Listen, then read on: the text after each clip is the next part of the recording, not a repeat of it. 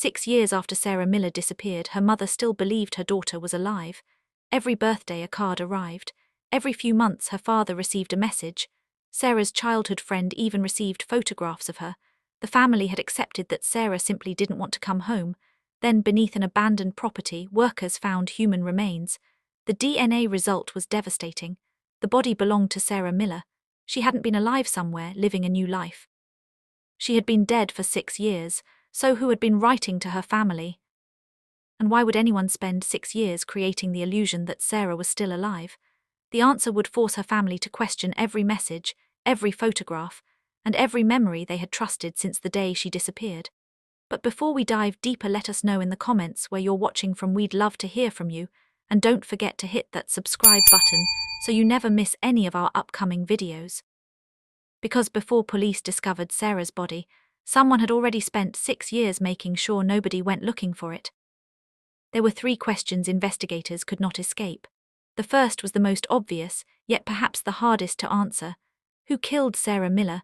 Was it someone she trusted, a stranger who crossed her path, or someone who understood Sarah's family so well that they knew exactly what her disappearance would make them believe? The second question was even more disturbing. Who had been pretending to be Sarah Miller? Someone knew her handwriting. Someone remembered private family details. Someone knew which birthdays mattered to her parents. Someone even understood the way Sarah communicated with the people she loved. This wasn't a simple deception. Whoever was behind it had studied Sarah closely enough to make a dead woman appear alive. And then came the question that changed the entire investigation. Why would anyone keep Sarah's family believing she was still alive? Because as long as her parents believed Sarah had chosen to leave, they wouldn't demand answers. They wouldn't keep searching. They wouldn't question every person around her. And most importantly, they wouldn't be looking for a body. Sarah Miller had been an ordinary young woman with dreams, relationships, ambitions, mistakes, and the complicated imperfections that make a person real. Nothing about her life suggested that one day her family would be forced to reconstruct her final days from fragments of evidence. But 6 years before her body was discovered beneath that abandoned property, Sarah disappeared after an argument with someone close to her. At the time, her family believed the argument was temporary. They believed Sarah needed space. They believed she would eventually come home. They had no idea that when Sarah walked away that day, they were seeing her for the last time. And they certainly couldn't have imagined that the next message they received from her would begin a 6-year deception. Sarah Miller was 24 years old when she disappeared. To her parents, she was still the daughter they had watched grow up, make mistakes, chase her ambitions, build relationships, and slowly become independent. She lived close enough to her parents that they remained part of her everyday life. She wasn't famous. She wasn't involved in organized crime. There was nothing about Sarah Miller's life that suggested she would one day become the center of a murder investigation. But people who knew Sarah began noticing small changes. She became more private. Conversations that once seemed effortless became shorter. She stopped sharing certain details about where she was going and who she was spending time with. Even some of her routines changed. None of these things seemed dangerous at the time. Looking back, however, they would become pieces of a much larger puzzle. Shortly before Sarah Miller disappeared, she had a serious disagreement with someone she trusted. Her family knew about the argument, but they didn't understand how important it would become. They didn't know whether it was simply a personal conflict or something more serious. And because Sarah never told them everything, the truth remained hidden. Then came the final evening. Sarah left after the argument. Her phone eventually became inactive and she didn't return home. At first, her parents weren't terrified. They believed Sarah was angry and needed time. They expected her to walk through the door eventually, perhaps frustrated, perhaps unwilling to explain where she'd been. But the hours became days. The days became weeks. And eventually, the weeks became months. Sarah Miller was gone. Her family slowly began confronting the possibility that she had chosen to disappear. It was painful, but there was one thing they could still hold on to. Sarah was young. She was capable of making her own decisions. Maybe she wanted a different life. Maybe she needed distance from everyone she knew. Then, unexpectedly, a letter arrived. It appeared to be from Sarah Miller. The message told her parents that she was safe. Sarah said she didn't want them to worry. She needed distance and she wasn't ready to come home. For her mother, those words were enough to keep hope alive. She wanted desperately to believe her daughter was somewhere safe. Her father was more skeptical. Something about the letter bothered him. But then he noticed a private reference buried inside the message. It was something only Sarah and her family would understand. A small detail from their shared past, something that made the letter feel undeniably authentic. And suddenly, the family had a reason to believe Sarah Miller was still alive. What they didn't know was that the person who wrote that letter may have known Sarah Miller better than they ever imagined. For the next 6 years, Sarah Miller remained present in her family's life without ever actually coming home. The contact was never frequent enough to raise immediate suspicion. It was carefully spaced, just enough to keep hope alive. A birthday message, a short phone call, a photograph, occasionally a handwritten note. Every contact carried the same basic explanation. Sarah was safe, she was building a new life, she wasn't ready to return, and she needed more time. For Sarah's mother, every message became something precious. She kept the letters, saved the photographs, and held onto every word as proof that her daughter was somewhere in the world. Sarah's father kept the photographs too, although he remained more cautious. He wanted to believe Sarah was alive, but part of him couldn't understand why she would stay away for so long without coming home even once. Eventually, the family created an explanation they could live with. Sarah Miller was alive somewhere. Maybe she had changed. Maybe she had found a new life. Maybe she simply needed to leave the past behind. It was painful. But it was easier to accept than believing something terrible had happened to her. Then investigators began noticing details that didn't make sense. The messages connected to Sarah Miller didn't appear to come from one consistent location. Some appeared to originate from different states. The photographs were even stranger. They showed Sarah, but there was almost never anything useful in the background. No recognizable street, no clear address, no landmark, nothing that could tell her family where she actually was. Then investigators noticed something else. Several messages used phrases Sarah Miller hadn't used since she was a teenager. To her parents, those phrases sounded familiar. They felt like Sarah, but investigators began wondering whether someone had deliberately searched through old memories to make the messages convincing. And then came the discovery that changed everything. One of Sarah's handwritten letters was examined more closely. The handwriting appeared genuine. The curves, spacing, and distinctive marks seemed to match Sarah Miller's writing. But the ink was relatively recent. That meant the letter wasn't something Sarah had written years earlier and left behind. Someone had written it after Sarah disappeared. Someone had been actively maintaining the illusion that Sarah Miller was still alive. And suddenly, the messages that had given her family hope for 6 years began to look like something else entirely. They weren't signs of a missing woman trying to stay connected. They were evidence that someone had been carefully controlling what Sarah's family believed. 6 years after Sarah Miller disappeared, construction began at an abandoned property. The workers were expecting to find old foundations, broken pipes, perhaps something buried beneath years of neglect.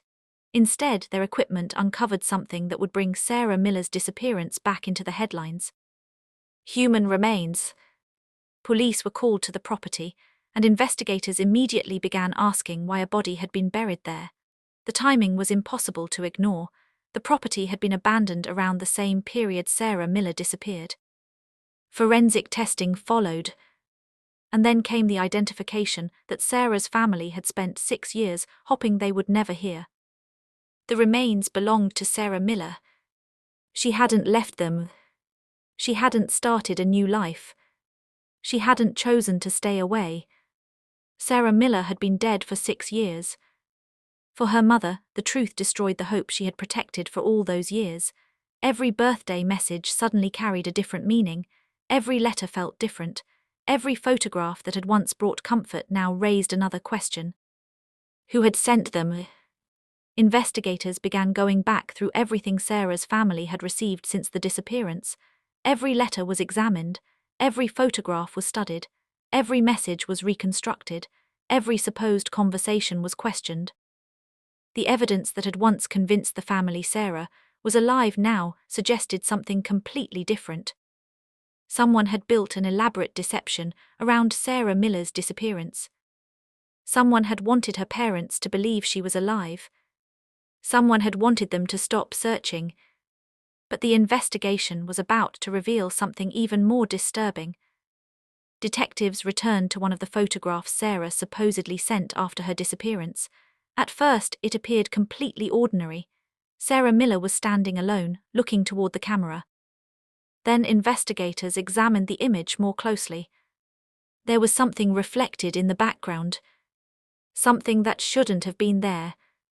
And what they found suggested that the person taking that photograph may not have been a stranger at all. They may have been someone Sarah Miller's family already knew. Police began reconstructing Sarah Miller's final weeks piece by piece. They went back through her routines, her relationships, her conversations, and the people who had access to her belongings. The more they examined Sarah's life, the clearer one thing became. Whoever had created the illusion that Sarah was still alive had access to information that only someone close to her could have known. Someone knew Sarah Miller's handwriting. Someone knew private family stories. Someone knew the memories that could make a message feel authentic. And most importantly, someone knew exactly what Sarah's parents needed to hear to keep believing their daughter was alive. Investigators examined Sarah's friends, former co-workers, and relationships. They went through old conversations and searched for anything that might explain why Sarah had suddenly disappeared. Eventually, their attention returned to the person Sarah had argued with shortly before she vanished. It was a logical direction. But there was a problem. The evidence didn't fit perfectly. That person had an alibi for the critical period. Phone records appeared to support the story. Witnesses placed the person somewhere else. There were enough details to create doubt, and for a moment, investigators had to consider an uncomfortable possibility. Maybe they were following the wrong person. Then forensic investigators returned to the photograph Sarah Miller had supposedly sent to her family after her disappearance. One photograph contained a reflection in a window. At first, it looked like nothing more than a distortion in the glass, but investigators enlarged the image, adjusted the details, and examined the reflection again. A person appeared to be standing behind the camera. The image was blurry, but one detail stood out. A watch. Sarah's father was shown the photograph. He recognized it immediately. That watch belonged to someone the Miller family knew. Someone who had been around Sarah.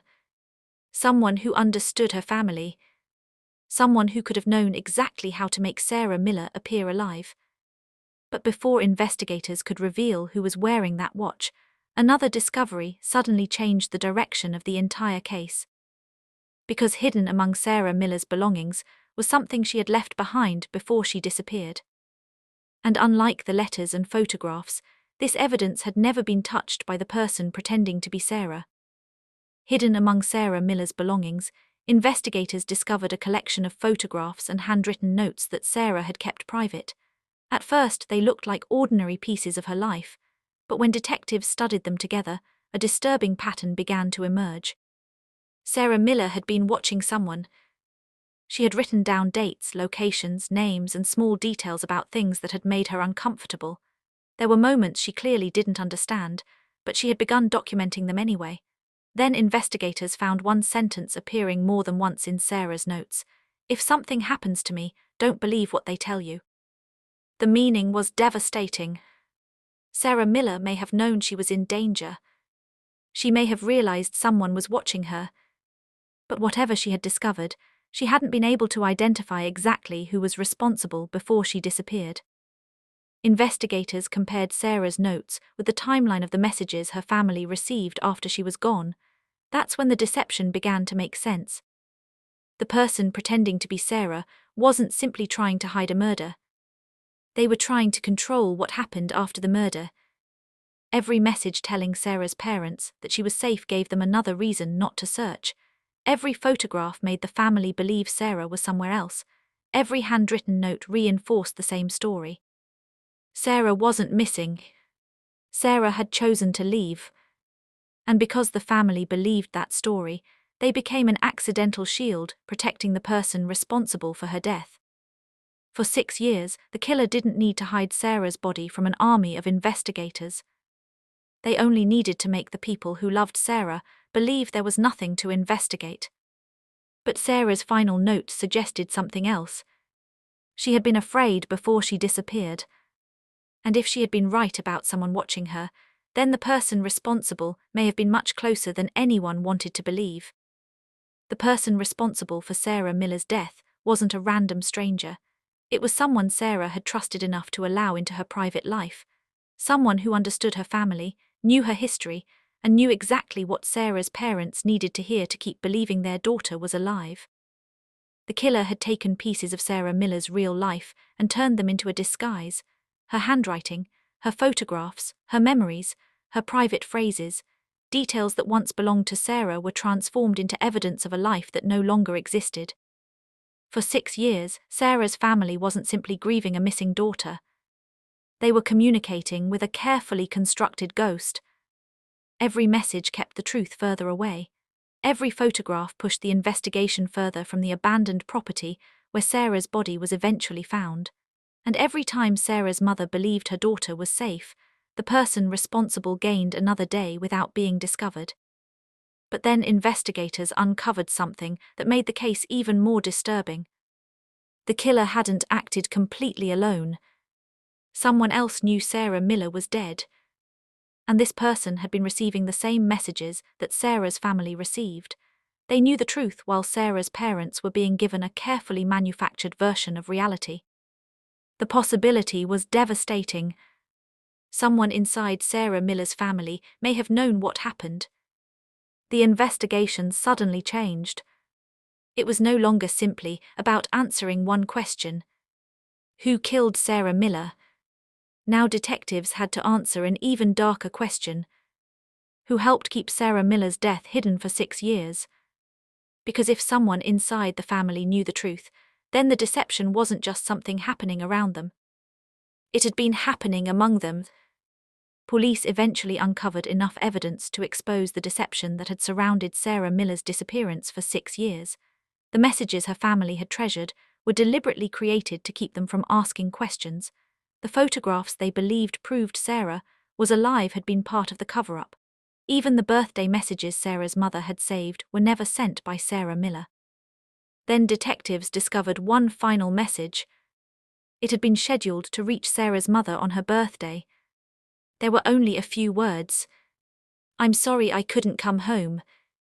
At first, the family believed it was another fake message, another carefully constructed attempt to keep the truth hidden. But investigators examined the message more closely, and what they discovered changed everything. The words had actually been written by Sarah Miller herself before she died. Sarah had prepared them as a warning. She knew something was wrong. She knew she might not make it home. But she never had the chance to explain what she had discovered, who she feared, or why she believed someone was watching her. For 6 years, Sarah's family had believed they were receiving messages from a daughter who had chosen to stay away. The truth was far more heartbreaking. Sarah Miller had been trying to leave them one final message. She just never lived long enough to send it. For 6 years, Sarah Miller's family believed their daughter was alive because someone gave them exactly what they needed to believe it. Not too much, not too little, just enough to keep hope alive without giving them enough information to find her. And perhaps the most heartbreaking part wasn't simply that someone successfully impersonated Sarah Miller. It was that her family wanted so desperately to believe she was still somewhere out there that the deception worked for 6 years. Every message gave Sarah's mother another reason to hope. Every photograph gave her father another reason to wait. And every unanswered question was quietly buried beneath the belief that Sarah would eventually come home. But Sarah Miller never came home. So if you were Sarah's parents, would you have recognized the signs, or would you have believed the messages too? Tell me what you think happened in the comments, and if you enjoy psychological crime stories where the truth is hidden in plain sight, subscribe for the next case.